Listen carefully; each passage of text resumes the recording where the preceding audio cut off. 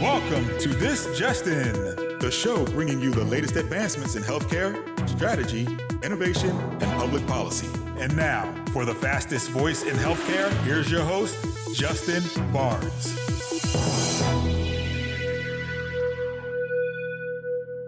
Welcome back to This Just In Radio Show, broadcasting live from HIMSS26 in sunny Las Vegas. Very excited to introduce my next guest and good friend of the show, Hal Wolf, President and CEO of HIMSS. Welcome back to the show, my good friend. Thank you so much. It's an honor to be back. It's great to have you. So first of all, how long have you been in town? How you start prepping? Saturday morning. Okay, excellent. And so tell us about the conference.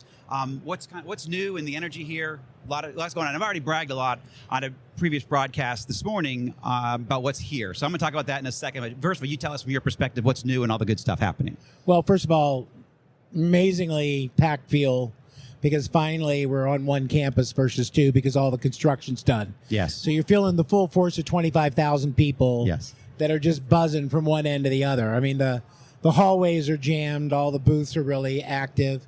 And the sessions are going incredibly well. Absolutely. I got here Saturday morning, been working since Saturday morning. Yes. and all day Sunday, all day Monday, a whole bunch of sessions going on. So it's just a hub of activity.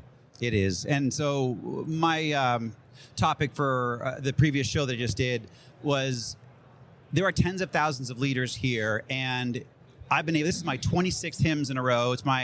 Or not in a row, 26 HIMSS out of 30 years, but this is my 12th year broadcasting the radio show live from HIMSS. Even the off year that we did with COVID, you joined us remotely, a lot of other guests, so that was fantastic. But my point there is, HIMSS is what you make it. This is always wildly successful. I actually make my numbers for the year usually by April or May because of HIMSS annual conference. Whatever your goals are, you can accomplish them because of what HIMSS brings to us as an industry. All the people, the tens of thousands of thought leaders here, the doers that are here, you can absolutely achieve your goals. And if you don't achieve your goals, that's on you. So that's one thing, I would bring up. I love this conference, and it affords me so much opportunity. Well, Justin, I mean, what you're hitting on is exactly right. It's like almost anything in life, though. You get out of it what you put into it. Yep. And having attended HIMSS for many years prior to taking on this position 8 years ago, we would come in with a game plan. What is it we need? Absolutely. We would divide up into teams, go out. Each team would have to solve the same problem, and they would come back and say, what did you pick? I think we talked about this once before. That's right. That's what makes this spectacular. You have over 1,000 vendors here, right? Market suppliers, every single facet of the ecosystem. Yep. So there are answers to find. Absolutely. It's just a question of what's the problem you're trying to solve. Great point. Great point. So obviously a lot going on. What's new this year? I know we only have a 12-minute show, and there's lots of new stuff, but what are the main highlights here? Yeah, I think from my standpoint, it's impossible to talk anything about with a little bit of AI jumped into it. What's different is not AI. Yeah. What's different is what we're talking about. So we've gone from it's a concept. Right. Next year, a couple people have deployed it. Right. By the way, let's go back to the first year. It's a concept, but we probably shouldn't do anything with it. There you go. Right. Next year, a couple people have deployed it. Yeah. Third year, 5% of the ecosystem at the highest levels deployed it. This year, it's friggin' everywhere. That's right. So what's happened is I think we're seeing the tools maturing. Yes. I think we're seeing the results of the activities being documented. So people are fundamentally now documenting outcomes, what's working, what's not. And so the maturity level is improved dramatically. Yeah, absolutely. We're seeing that with all of our guests and what's being deployed out there. Some pilot sites, but also just large-scale implementations on the clinical side, the financial side, administrative side, with real tangible ROI. These aren't case studies? Yeah. Yeah, absolutely. Yeah. And the ROIs are being measured appropriately. So let me come back to that. We're trying to accomplish two things. We're trying to bend the cost curve. Yes. You're not going to walk in the door and spend $1 million today, deploy AI, and you're spending $800,000 the next. It doesn't work that way. Yep. But if you're spending $1 million and you're about ready to spend 1.2, you might come in at 1.1 or 1.15, something, 05. So what we're trying to do is to supplement to reduce capital cost of building facilities and make up for significant workforce shortages and improve predictive modeling on prevention both at primary and secondary levels. Yeah, you hit on a great point, and my listeners, heard this earlier from Anish. Even we had Anish Chopra and I had a great conversation on this.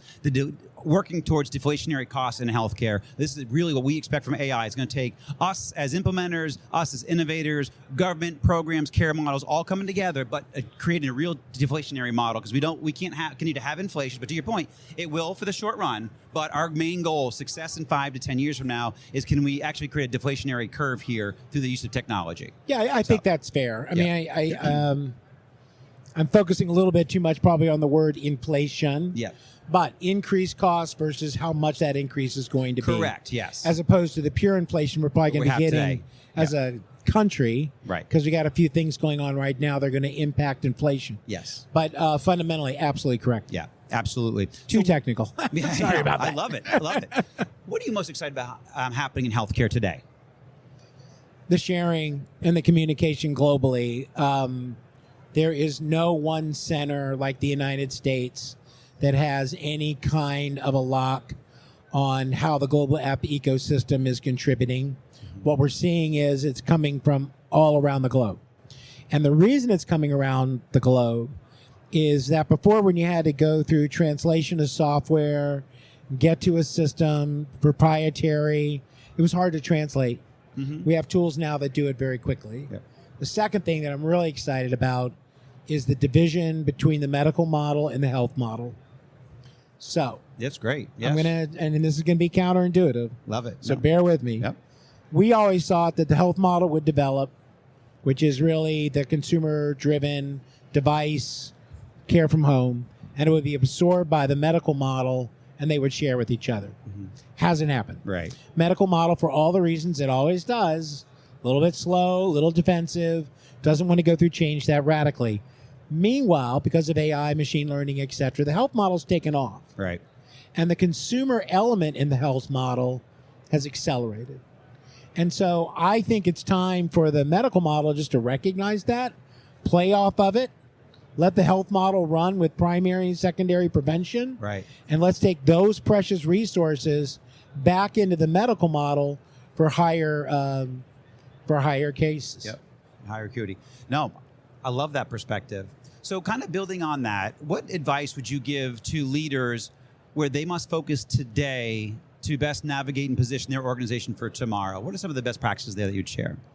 Readiness, education. Don't go into something you're not prepared for. And be ready to change your business practices to adopt to the new technology, not to adopt the new technology to your current business practice. Right. As you break always, things faster. Right. Yeah. NT plus OO equals COO. New technology plus old organization equals costly old organization. Yes. This is a time to change scope of practice. This is a time to redesign what you're doing to maximize your return, your output, and take advantage of the tools around you. I love it. So kind of in that, you made me think back to, I heard you use that analogy late last year. You talked about the growth of HIMSS over the past year or so, and you made greater than that. Can you hit some of those numbers again? That was really, you got up on stage at the Georgia HIMSS annual conference and just crushed it with some phenomenal growth in numbers and opportunity for what HIMSS is experiencing. Can you talk about that for a second? Yeah, happy to. So I'll go back and just reiterate, 8 years ago, we were a little under 75,000 members globally. Today, we're well over 130. Yeah. And it's even much higher than that, but we'd like to keep the number lower because it's just growing on something. So we're 130,000 plus. 2 out of 5 HIMSS members are now outside of North America. North America is about 85,000. Yeah. So we continue to grow in North America. We were very well saturated. Our chapters are growing. Our communities are growing inside North America and communities outside North America, which can be both by discipline and region. Yep. And the growth has been absolutely in the Middle East. The growth has been in Europe. The growth has been in Asia Pac. A lot of work at the government level has driven part of this. So whether we're in Taiwan, Korea, Indonesia, Australia, where we're doing, government-wide programs of measuring their prowess and development in digital health, or in Europe, where we've done Italy, Germany, Portugal, we believe is next, Romania we finished this year. Yeah. All of those countries are fundamentally investing and using the recognized international standard of the HIMSS maturity models to measure their growth. Yeah, I love that. And I'll even make a point, because Seppi emailed me a couple weeks ago, and said, Justin, when you do your live show, let me remind you where you came from and all the chapters that helped you in your time, not only nationally, but you also invested locally. So please make a note of that. And I absolutely will. So the HIMSS, HIMSS, again, what I said earlier and this morning, HIMSS affords you every opportunity that you want to grow your career professionally and personally, and you get out of it whatever you put into it. But also engage with the local chapters, because that's where a lot of this work is done, and all that local collaboration. So it's great that we come here once a year, but think about that local chapter. Now, those chapters globally, but certainly here in the U.S. is near and dear to my heart. We get some of the Georgia people in the group here in front of us, so we love the Georgia chapter, one of the best chapters of all time. However, a lot of great chapters around the country, but invest locally and get active, because that's where a lot of the change happens. So. It is. Now, you mentioned Seppi's first name. Yeah. We're talking about Seppi Brown. That's right. Yeah. And Seppi has taken on a new role as communications chair. I'm not sure. No, so Okay. at HIMSS, Yep. Seppi has taken on the responsibility of coordinating the chapters, the communities. We couldn't be more thrilled. There isn't anyone better qualified we could think Absolutely of. true. Yeah. Massive enthusiasm, always looking for the angles, and yes, from the Georgia chapter. Absolutely. No, Seppi's absolutely amazing. I agree. In closing here, what are some of the events coming up? HIMSS, you talked about the international expansion and growth. What's one of the next shows? What are the next couple of shows coming up, either here in the U.S. or globally, that you want to bring up? Yeah, so, of course, here, very important. Coming up, there's going to be an AI forum in the United States. That's going to be very important. We have chapter leader events coming up. That'll be very important. Globally, we have HIMSS Europe coming up in May. That's going to be in Copenhagen on the 18th and 19th of May. Excellent. And that has already, busting at the brim. This is going to be the biggest one ever, which is saying a lot, because we grew a lot last year when we were in Paris. Yep. Yeah, so absolutely. Denmark is supporting us, and it's really important. Yeah. And then we're going to be in Singapore this year for Asia Pac in September. So those are our big events. Mm-hmm. We'll be redoing Eurasia, of course, in Istanbul. And we continue to work with Informa, who's our partner here. Absolutely.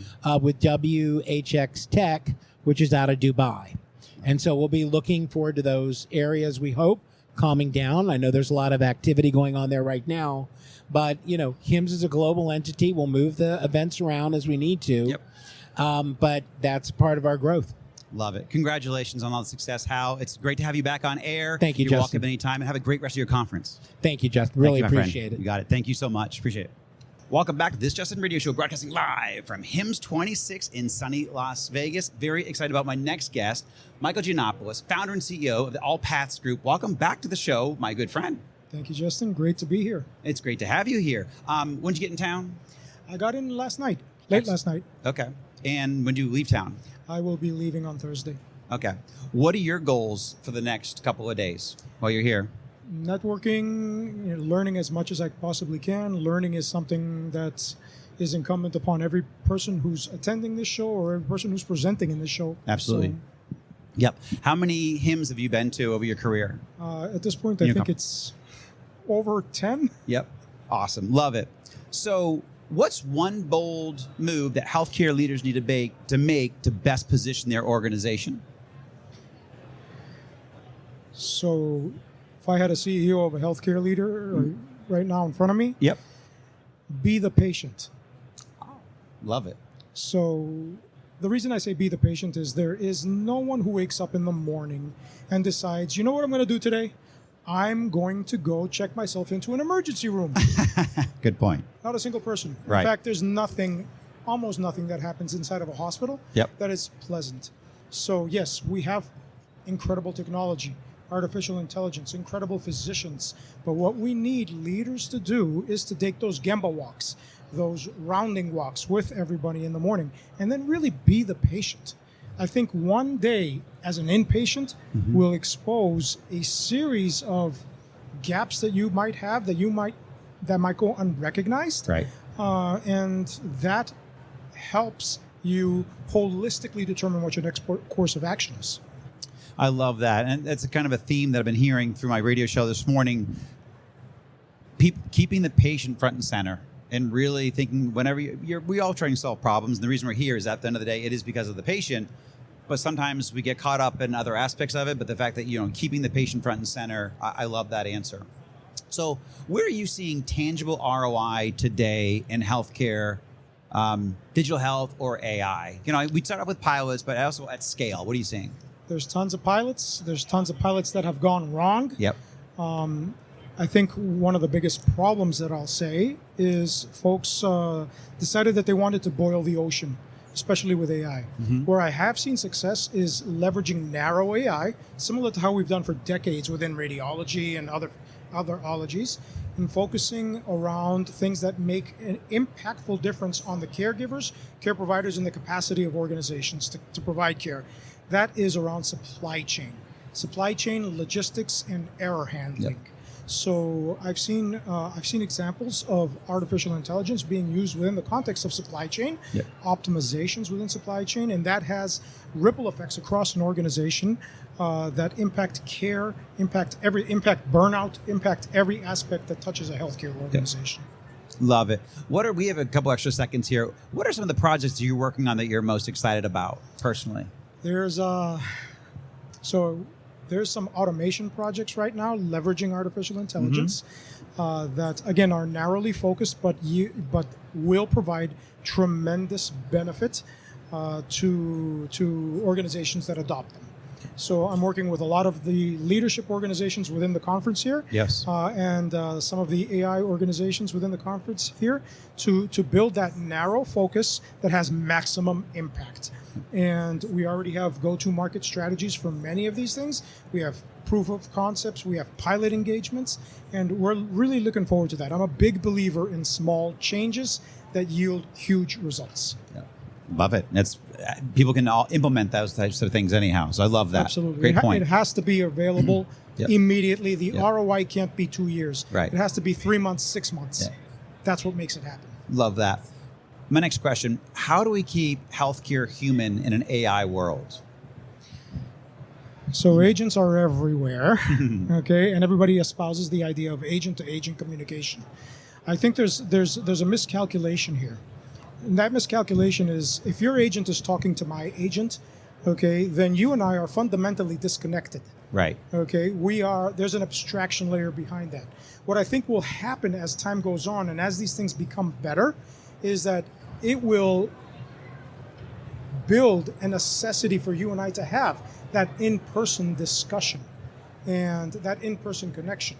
Because we can do it over Zoom or Teams or any of the other online platforms. We can do it agent to agent, but a 20-minute encounter face-to-face with someone, right, I think makes all the difference. So yes, we will continue to make progress. Agents will continue to be built and do a lot of things, and automation will continue. Right. But the human aspect of it really comes down to, you, me, and again, the patient, what it is that we are trying to accomplish. I love that.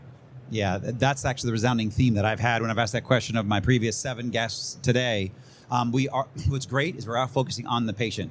You even brought it up now a couple of times, and certainly the critical aspect, and also the value that it delivers to the patient, and how to keep this front and center. Yeah. Before I ask the last question here, what do you hope to accomplish while you're here over the next couple of days specifically?